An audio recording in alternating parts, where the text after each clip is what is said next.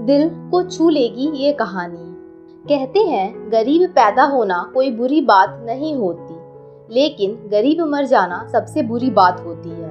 इसी विचार से प्रेरित होकर अमित बचपन से ही पढ़ाई में और उन सभी चीजों में जी जान से मेहनत करता आया था जिनकी वजह से वो ज्यादा पैसे कमा पाए। उसने अपना पूरा बचपन गरीबी और आवश्यक चीजों की कमी में गुजारा था, लेकिन वो हार मानने वालों में से नहीं था।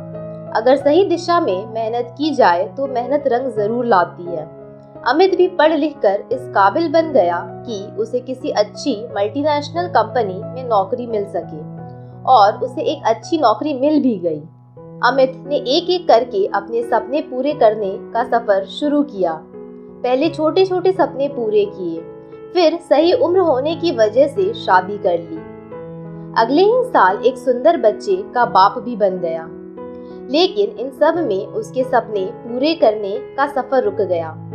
उसे इस बात का कोई मलाल नहीं था, लेकिन बचपन से लेकर जवानी तक उसका एक बहुत बड़ा सपना, एक अच्छी बड़ी कार लेने का, वह हमेशा उसके दिमाग में चलता रहता था। बचपन से लेकर आज तक जब भी वह किसी अच्छी कार को रास्ते से गुजरता हुआ देखता तो पल भर के लिए वहीं पर रुक कर उसे ताकता रहता था। जैसे जैसे दिन बीते जा रहे थे, उसका यह सपना उसे सोने नहीं दे रहा था। उसने इस सपने को पूरा करने की ठानी और थोड़े थोड़े पैसे जमा करना शुरू किया। कुछ वर्षों में उसने इतने पैसे जमा कर लिए कि वह अपने सपनों की कार ले सके, और एक दिन वह सारे पैसे समेटकर उस कार को अपने घर पर ले आया। उस कार में बैठकर उसे लगता कि उसने जीवन में कुछ बड़ा हासिल कर लिया है। उसे जीत की संतुष्टि मिलती जो कुछ हासिल करने पर मिलती है। वो जितना प्यार अपने 5 साल के बेटे के साथ करता, उतना ही प्यार अपनी कार से भी करता। हर दिन खुद अपने हाथों से कार को धोता और उसके पार्ट्स को अच्छे से चेक करता। एक दिन वो अपनी कार को धो रहा था, साथ में उसके 5 साल का बेटा भी कार के आगे पीछे खेल रहा था। अचानक उसे कोई आवाज सुनाई दी। उसने कार के उस तरफ जाकर देखा जहां उसका बेटा कार पर पत्थर से खरोच रहा था। अमित को लगा जैसे उसका सर गुस्से से फट जाएगा। उसने बेटे के हाथ को काफी जोर से पकड़ा और उसे बुरा भला कहने लगा।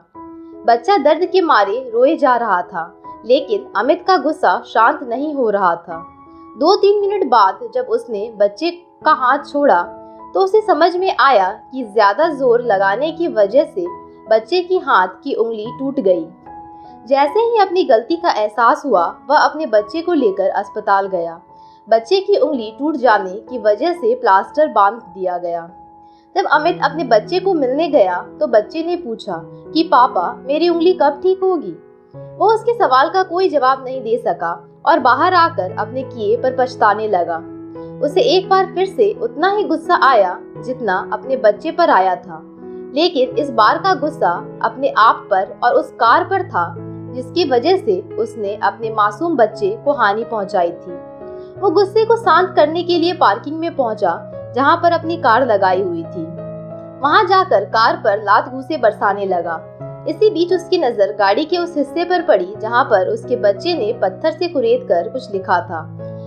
उसने जब ध्यान से पढ़ा तो वहां लिखा था, आई लव यू पापा। उसे पढ़कर अमित रोने लगा। दोस्तों, आपको क्या लगता है, यह कहानी सिर्फ अमित की है? क्या आपको नहीं लगता कि यह कहानी हम में से हर एक की है? हम भी तो जीवन भर यही करते आए हैं।